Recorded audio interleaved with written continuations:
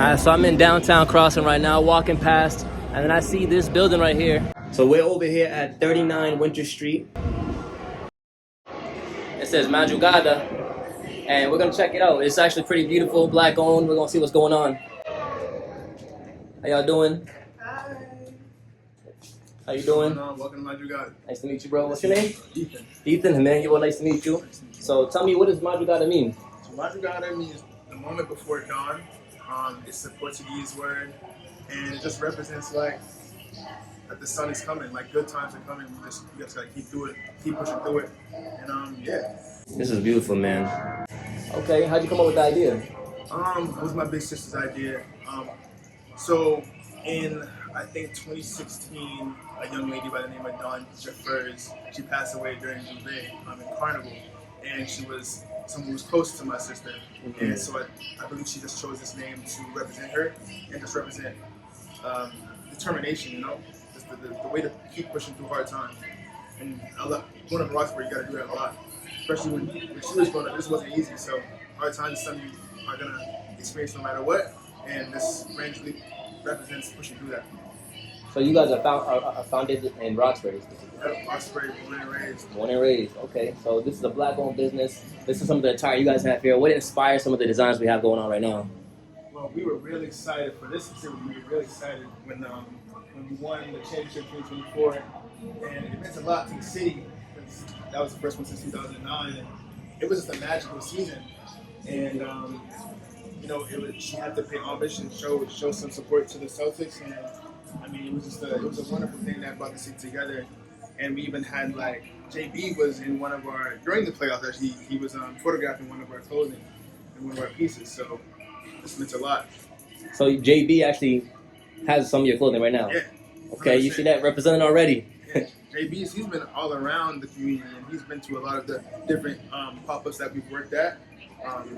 Just showing the support. I mean, on top of all the charity he already did for the city. So it's just cool to see him showing the support like this, and something so personal to us too.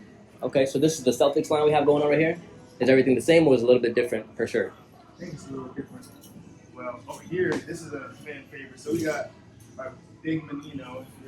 Mayor Menino, rest in peace. Like, amen. He was like a huge foundation in the city. Like everybody loved him. And this is one of our older designs too. This is way back in 2019 we had this, and we brought it back because we know that it was something that went real quick and everybody loved it. And right here is another favorite, especially if you're old school. This just has old pictures of Boston, and you see we got the elevated trains here, and then just like the black and white pictures of some kids having fun and people enjoying themselves in the community. Honestly, one of my favorite pieces there. I was checking out one of these ones over here, this hoodie. I don't know if it was this one or a different one. This was beautiful, man. Yeah, the sun will rise again. This is one of my favorites from our latest drops. This just shows like the meaning behind our brand, the meaning behind our name, Madrugada.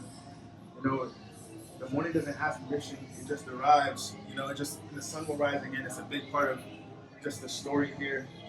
You know, it means a lot to all of us, and it's gotten us so far. That same thought process, because it hasn't been easy building a company like this, and you know, being a small business, especially from a small place like Roxbury. Like it's all about community support, and just keep on pushing and having that willpower to keep on pushing through it. What are some of the struggles that you guys have been through that people have helped you with, that you have pushed through? I mean, like even just like we started in 2019, then COVID hit the next year. Right. And like that killed a lot of businesses, a lot of small businesses in the city. Not you guys. Not us, right? But it's something we had to push through, and I'm so glad we got through it because we went from 2019 and 2020 not really being able to navigate through it that well, not knowing what we about to get into and how long that quarantine was going to last, and now we here, got our own little shop. It's just like we came a long way. That's awesome, man. Can I ask you guys, like, I see this number 19 reoccurring, right? Well, what's the symbolism behind the number 19? Is that like... Well, the 19 is just the year that we started it all. Madrugada started in 2019, and we just decided to pay homage to it. This is our newest jersey, and real popular line for us. High quality material. We got it from sizes small to 2X, and like I really like these ones. It's something that's been talked about a lot, something that people have really put their eyes on lately, ever since we started opening up the shop on Friday, like we've gotten a lot of customers coming and looking at the jerseys saying, "Oh, these are nice. We'll come and get some. We'll come back for these." And or we got them from online too.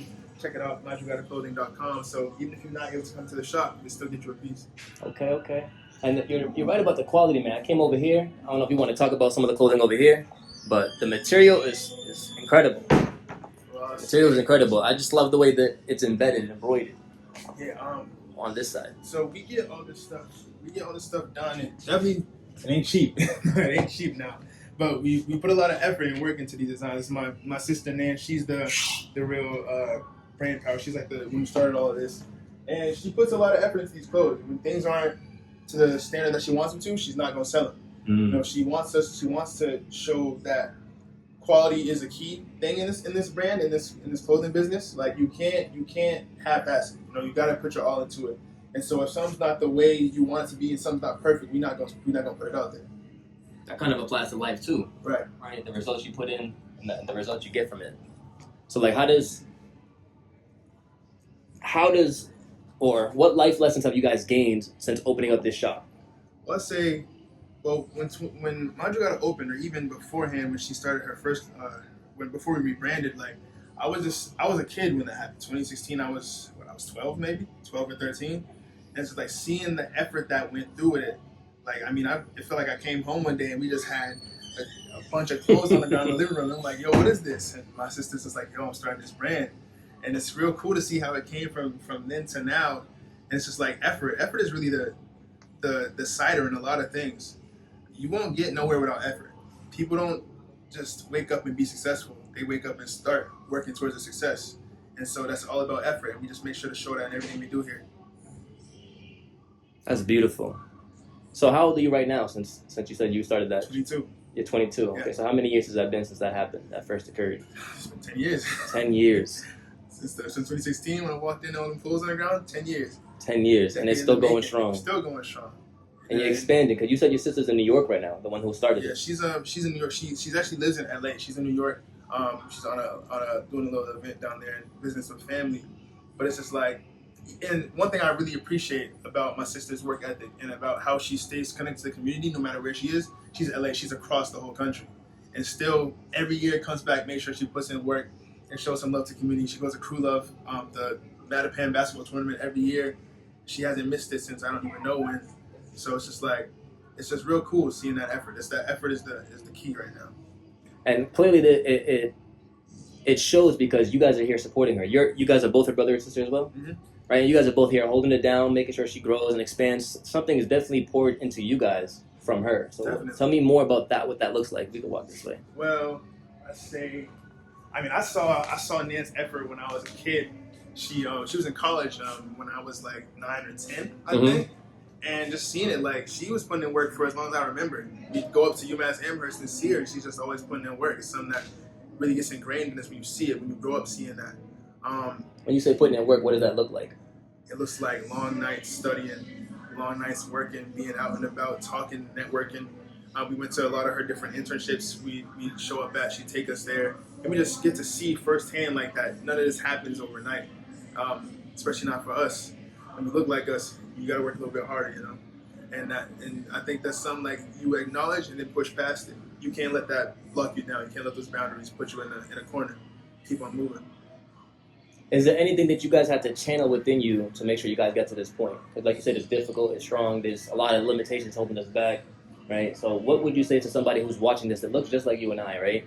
And they're saying, oh, damn, I can't do this, because they have the same situation, they have the same circumstances, if not worse, right? There's people out there getting bombed right now. The world's in crisis. Stuff's you know? wicked out here. So what advice would you give to them so that they keep persevering?